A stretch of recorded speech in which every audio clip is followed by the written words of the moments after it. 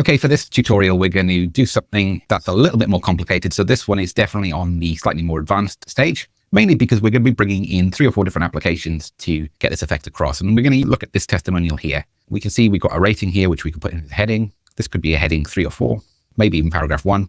And we've got the carousel option, which I don't think I'll be able to replicate in this particular example. I could probably create a plugin for it for one of the list sections in Squarespace, but I think it's just going to be too much too soon for that. We could put a background image in for that section and then have this chap here to the left of that background image, and that's a workaround.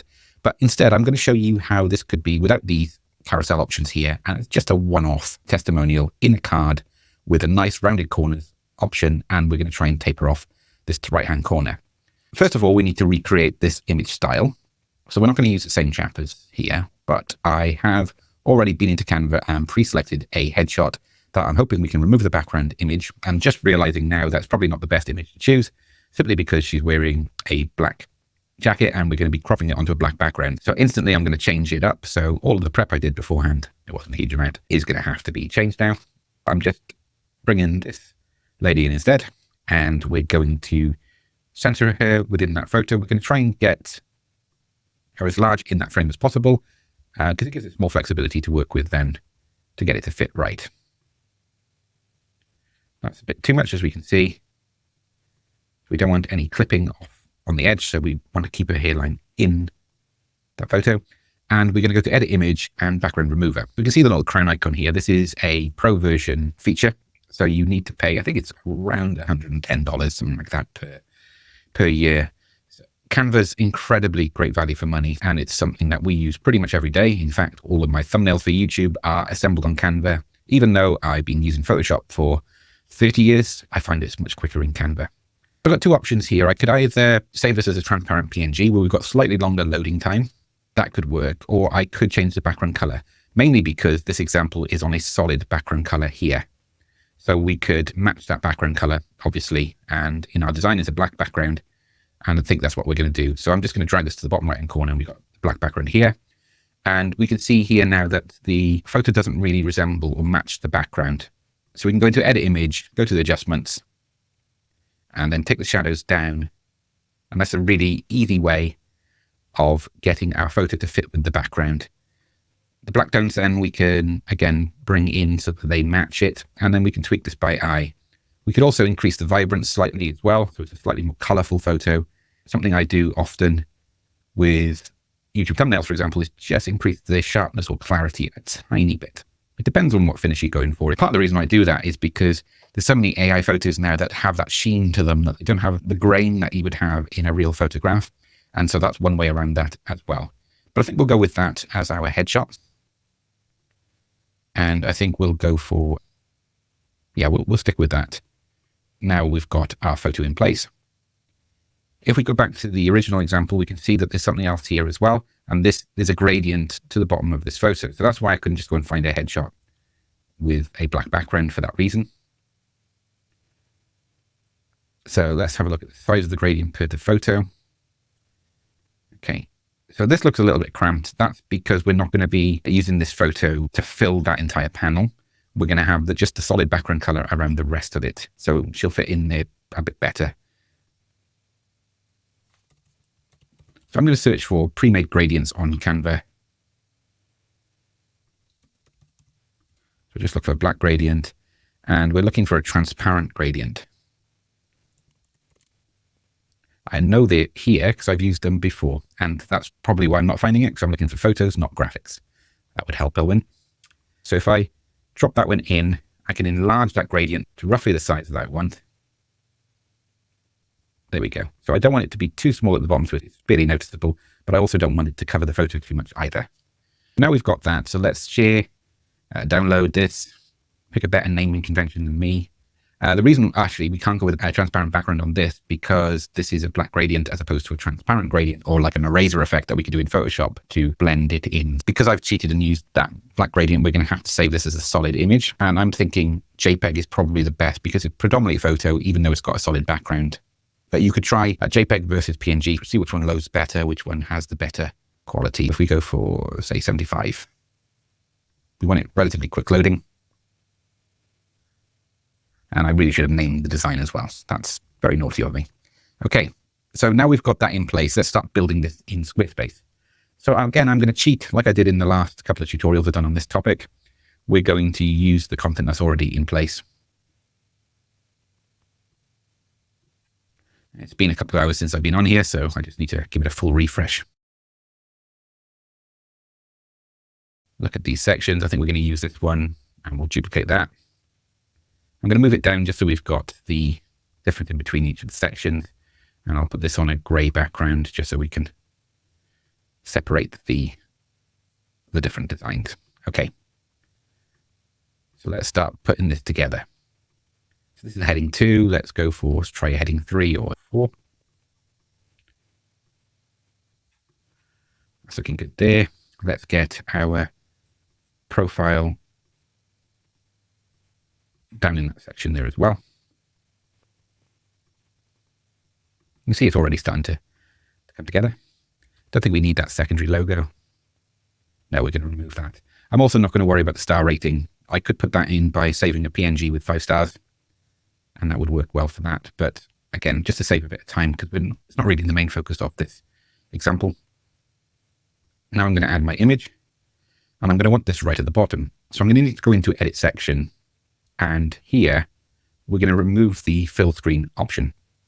That allows us to snap the image to the very bottom of the container. And that's how we can get the gradient coming in off the bottom of it. And we can bring it down to give ourselves a bit more breathing space for this section. And likewise, we'll bring these sections down as well. Okay, so let's upload our photo. Select it from the computer. If it's not fit into the frame edge to edge, that's absolutely fine. We don't want that in this particular example because we don't want it to cut off either side.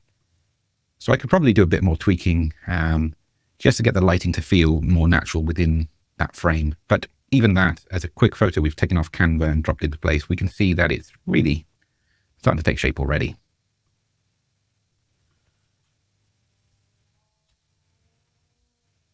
Okay, so we've got the text overlapping the image, and that's quite a nice effect. So we'll keep that in as well.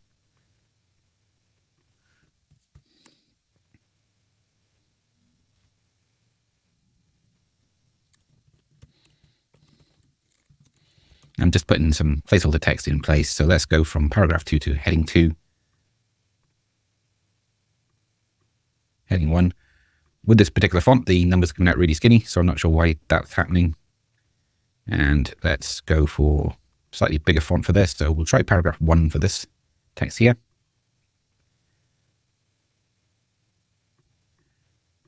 The only downside to having them as one text block instead of 2 is we don't have any direct control over the spacing between the elements.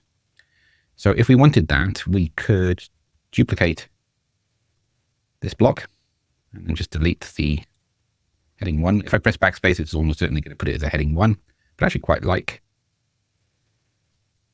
that.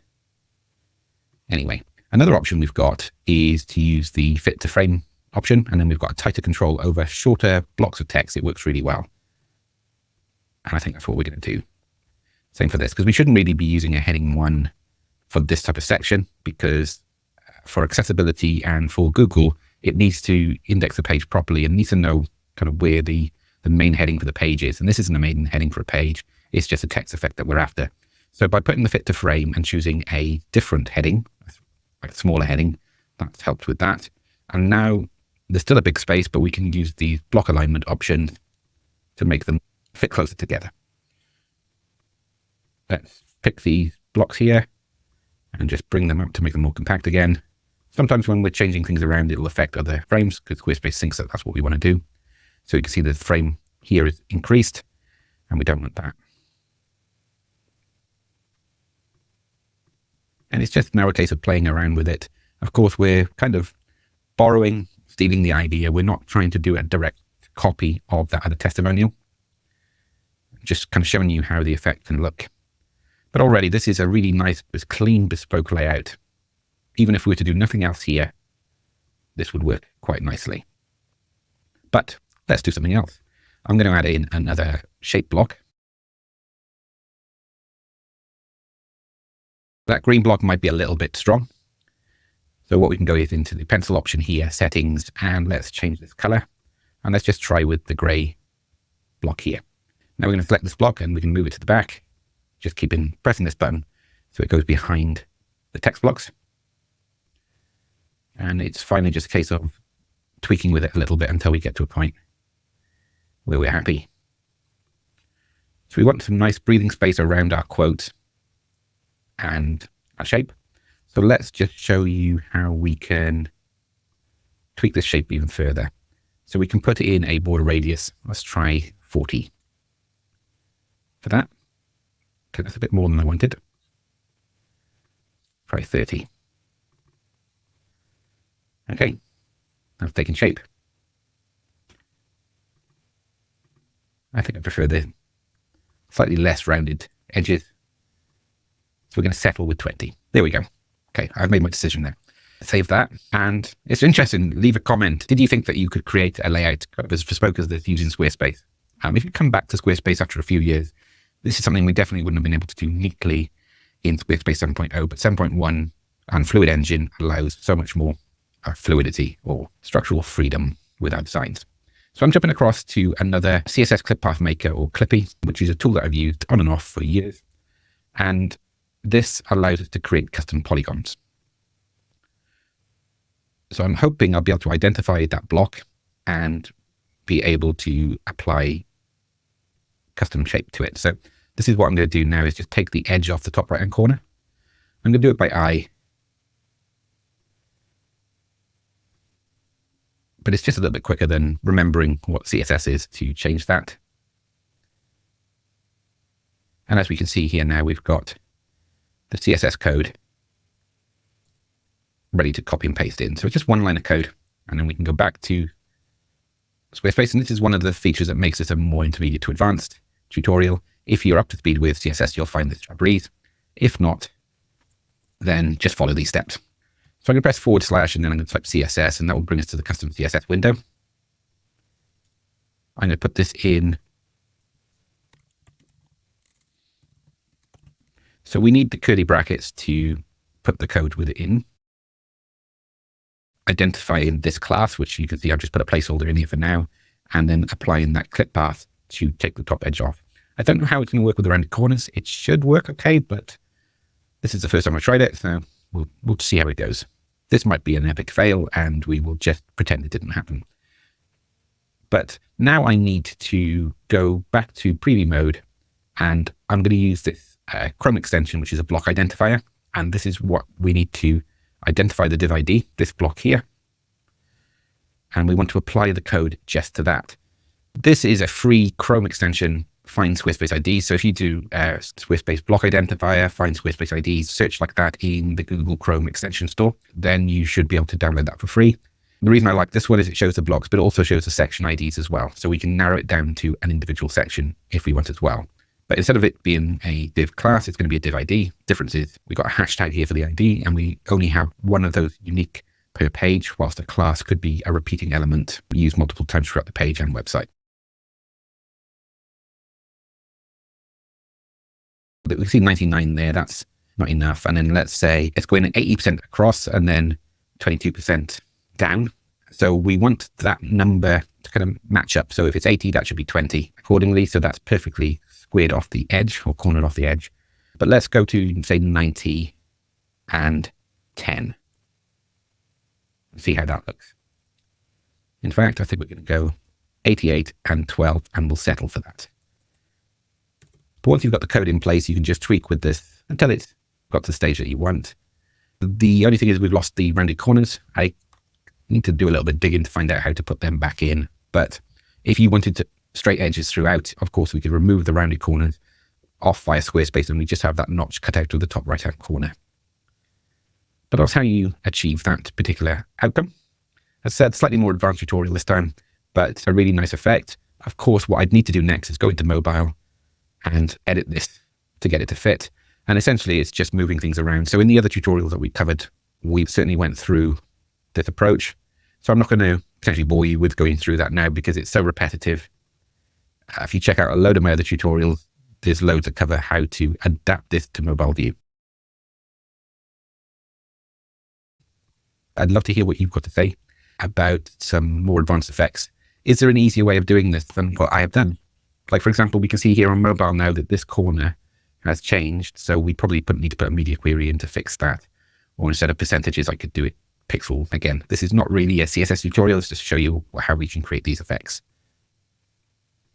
I will definitely be creating some more tutorials on covering things like media queries and how we can adapt our design to work slightly different on desktop than we can on mobile. And one final point, we have 2 communities over on School, a platform that I'm really excited about because I've started working with it lately, and it adds that element of community to our tutorials. So if you want to be able to join a community for free that you can talk and get some help when you're building your websites on Website Builders, I'd strongly recommend heading over and checking out our Website Builders community. If you're looking to take it to the next step and you want to turbocharge your career in web design using Website Builders, then we have a dedicated private community for that as well. All the information is in the description, and I'll catch you next time. Cheers.